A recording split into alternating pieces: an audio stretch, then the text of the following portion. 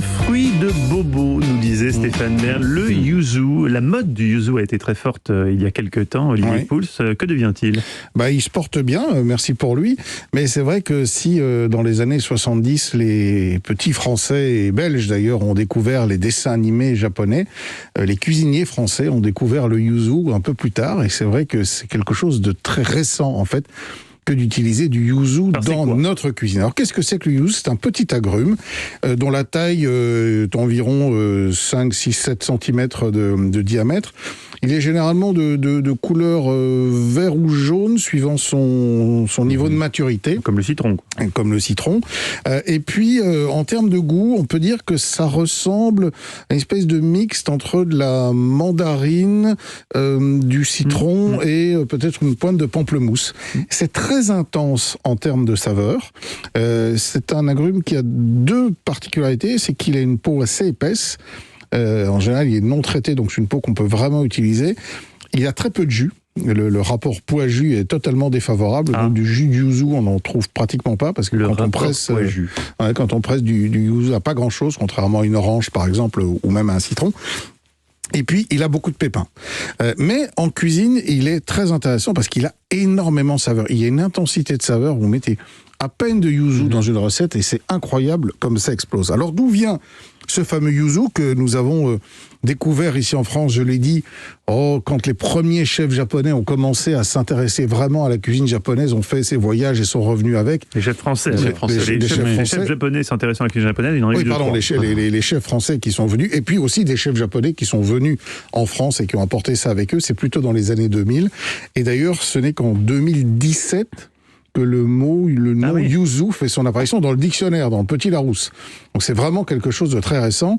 Il faut savoir que ce fruit, il est connu au Japon depuis des centaines d'années. Alors il est originaire à l'état naturel du Tibet, mais il a été importé au Japon durant la dynastie des Tang, c'est-à-dire entre le 9e et le 10e siècle.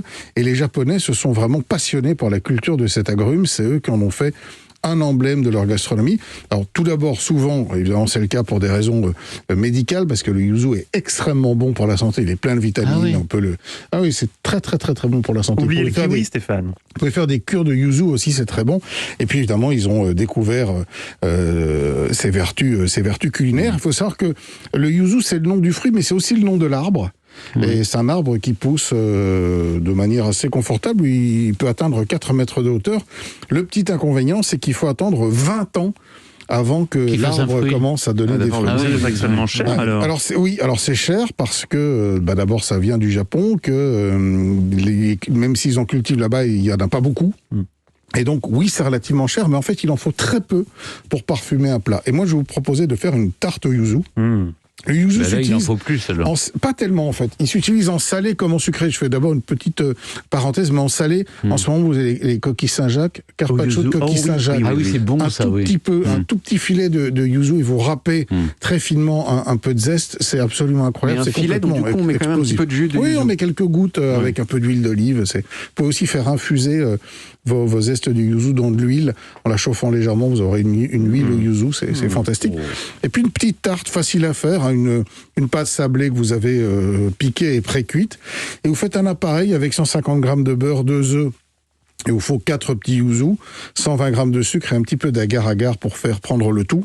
On mélange les œufs, le sucre et le jus de yuzu. On zeste et on râpe le zeste dedans. On va faire prendre cette préparation tout doucement à feu doux, un peu comme un sabayon, plutôt bain-marie pour pas risquer de brûler. On rajoute le beurre, on rajoute un petit peu d'agar-agar. Voilà, on tourne dans ce sens-là ou dans l'autre, comme on veut. On coule la préparation dans la pâte sablée, on laisse prendre au frigo, et on peut encore râper un petit peu de zeste par-dessus au dernier moment. Et on a une tarte au yuzu absolument incroyable et pleine de saveurs.